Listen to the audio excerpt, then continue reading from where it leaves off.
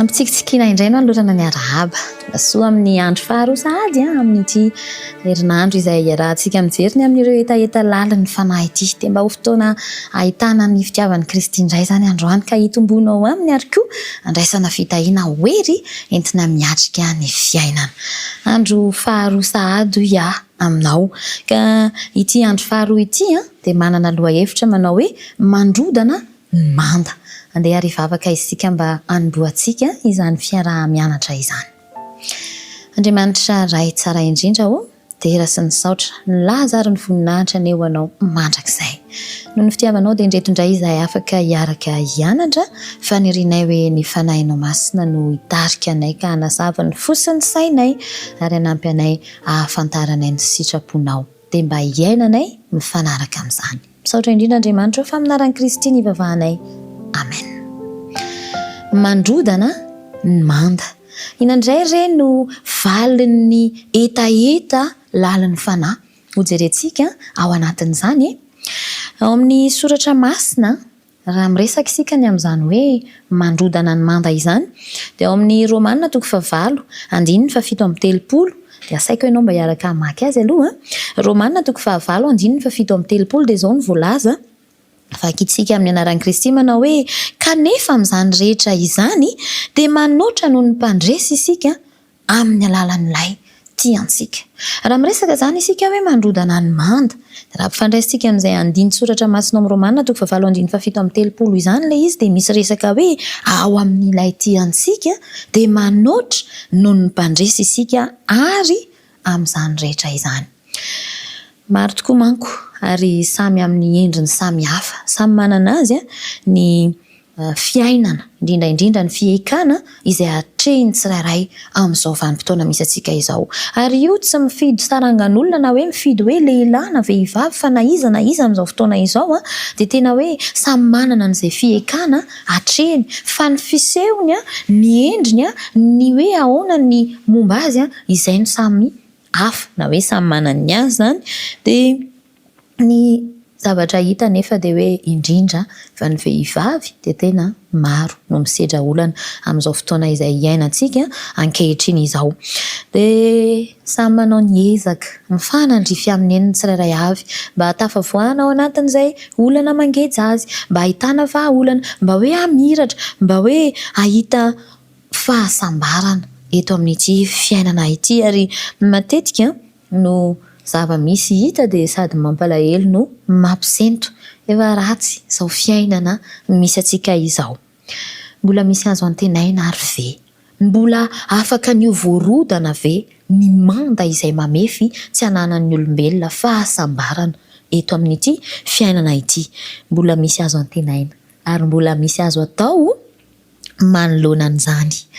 Efa ny fampiresaka isika tahaka ny tamin'ny andro teo aloha fa ny vehivavy tena ametrahan'Andriamanitra tombam-bidy manokana izay manosika azy olona hanao tsara, ho manana fasahiana, be herim-po ary manana fihetseham-po tsara ka afaka mandroso eo amin'ny fiainana. Dia olona izay na eo aran'izany izay manakana dia afaka mihoatra an'izany ka ho tonga amin'ny fiainana izay misy famerapiratana. Ary tsy ny vehivavy ihany fa na iza moa manaiky ny fanampian'Andriamanitra dia afaka hita amin'izany eo amin'ny fiainana. Fa ho amin'ity androany ity dia hitondra ohatra iray aminao indray avy ao amin'ny Baiboly. Dia satria moa tontolo-kevitry ny vehivavy no resahana fa ny lesona raisina aminy kosa dia ho an'ny rehetra dia tantarana vehivavy iray indray no resahako aminao. Vehivavy iray izay voalaza ny tantara zany amin'ny soratra masina fa hoe nandalo toe-javatra sarotra. Nanana faniriana zany izy ity mba hahita zavatra tsara kokoa teo amin'ny fiainany kanefa tsy mbadika ny tantara ho azy dia lasa fiainana feno olana indray na hoe feno fahagoviana mihitsy aza no niainan'ity vehivavy ity. Fa vehivavy anankiray nefa izay nisafidy ny hifikotra amin'Andriamanitra mandrakariva na hoe ratsy ary ny toe-zavatra nisy teo amin'ny fiainany dia nisy fivadihany indray rehefa avy eo ho tonga famerapiratana indray ho an'ny fiainany. Dia izay no entina ampaherezana azy ianao satria afaka mbola harodana ny manda na dia efa mitsangana eo anoloana azy. Na mety hoe ianao no antony nitsangana manda, na mety ho ny toe-javatra hafa tsy nampoizinao na tsy niankana taminao nisy izany dia afaka ho arodana ny manda.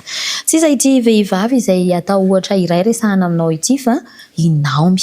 Naomi tokoa ilay vehivavy izay resahan'ny bokin'ny Rota toko voalohany no miresaka an'ilay tena fiovana teo amin'ny fiainany.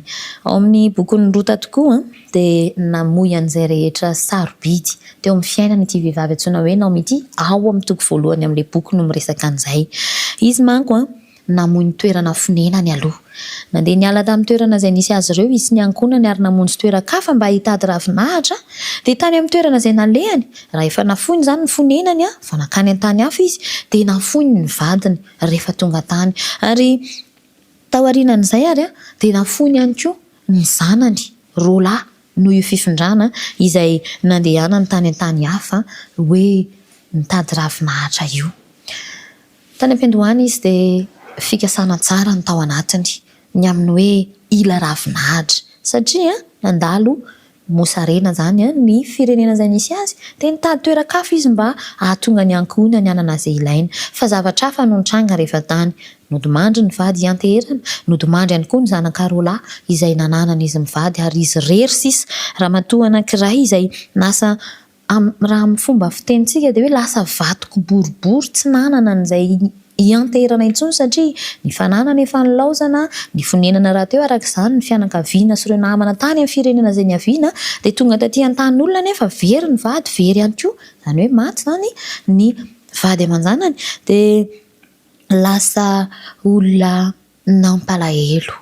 Vavy antitra iray tompon-tany tonga mpivahiny, vady lasa manano-tena ary reny lasa olona misaona. Kanefa tamin'izay fotoana izay efa nanana vinanty vavy roa izy vavy antitra tsy manana inona fa mbola namelona Andro ihany koa. Sarotsarotra ny toe-javatra nisy an'i Naomi ary nankivy raha olombelona amin'izao vanim-potoana misy antsika izao dia mety ho efa nitanondrika sy nitaraina tetiteroa fa nisafidy ny fikitra tamin'Andriamanitra. Tao nisy tahaka ny rindrina manda be teo anoloan'ny fiainany. Tao nanakona ny fifaliana izay efa nikasainy ho karoana kanefa lasa nanamaloka izany fa nisafidy ny fikitra tamin'Andriamanitra izy. Ary i Naomi rehefa hoe mifikitra amin'Andriamanitra dia mazava ho azy fa mifandray taminy, mivavaka, miresaka, mamitra-pihavanana amin'Andriamanitra ary io fifikirany tamin'Andriamanitra io no nanova indray ny toe-javatra teo amin'ny fiainany mba hanana ny fanantenana indray. Ary Andriamanitra manko dia afaka manova ny toe-javatra. Na dia efa misy rindrina mitsangana ary afaka harodan'Andriamanitra izany. Na toe-javatra ratsy ary na mety ho avy aminao dia azon'Andriamanitra avadika ho tonga tsara indray izany mba hanananao fiadanana fa ny fifikirana amin'Andriamanitra no lakileny tahaka ny an'i Naomi. Izao no voalaza ao amin'ny boky anankiray manao hoe In Heavenly Place izy izany soratan'ilay mpanoratra vehivavy kristiana malaza iray antsoina hoe lalin'ny izany manao hoe tsy maintsy alefitra ao ambany sitrapon'Andriamanitra ny fisainana ary ny fihetseham-po ho fehezin'ny fandanjalanjana sy ny fivavahana. Raha mandeha amin'ny tsy izy ny eritreritra dia tsy araka izay tokony izy koa manko ny fihetseham-po ary ny eritreritra sy ny fihetseham-po anefa ny manefy ny fitondran-tena. Ka ho an'i Naomi ny fisainany dia natokany ho fehezin'Andriamanitra, ny fihetseham-pony dia natolony mba ho fehezin'Andriamanitra. Ka nanoloana ny toe-javatra sarotra ary izy dia ny fisainany ny antehitra sy ny fikitra tamin'Andriamanitra ary ny fony afaka niatrika ny zava-misy dia io no nahafahany niotra tamin'ny fiainana. Safidiny an'i Naomi ny fikitra amin'Andriamanitra ary safidy azy atao sy safidy azonao atao ihany koa izany eo amin'ny fiainanao. Samy manana an'izay endriny isehony ny zava-tsarotra eo amin'ny fiainantsika. Samy manana ny endriny isehony ihany koa ny mety ho rindrina na manda manakana na manaloka ny fiainantsika ka toa ohatran'ny tsy mampisy mangirana sy mamiratra fa safidy ny hoe mifikitra amin'Andriamanitra, avela ho feheziny ny fisainana sy ny fihetseham-po dia afaka hivadika indray ny toe-javatra ho tonga ilay toe-javatra mitondra fifaliana na hanana fiadanana ary koa ho amin'ny ho avy mamirapiratra. Raha ho an'i Naomi moa dia ny hery miasa manginana izay fifikirany tamin'Andriamanitra izay dia tena nisy fiantraikany tamin'ny vinanty vaviny anankiray izay i Rota nanapa-kevitra ny hoe hiaraka amin'ny hatrany satria araka ny tantara lazain'ny soratra masina moa dia andeha hiverina hitodidoany amin'ny firenena ny aviany Naomi no fanapahan-keviny dia nilaza tamin'ireto vinantovaviny hoe modiany amin'ny fianakavianareo fa za tsy manana ininona ho anareo intsony fa i Rota tsy nanaiky nijanona fa nanaraka azy noho ny fahitan'ny fifikiran'ny Naomi tamin'Andriamanitra. Ilay vinantony vavy anankiray Orpano anarany moa dia nody fa i Rota nanaraka an'i Naomi ary nilaza mihitsy fa hivavaka amin'ny Andriamanitra i Naomi koa aza izy ka ho asy ho anao.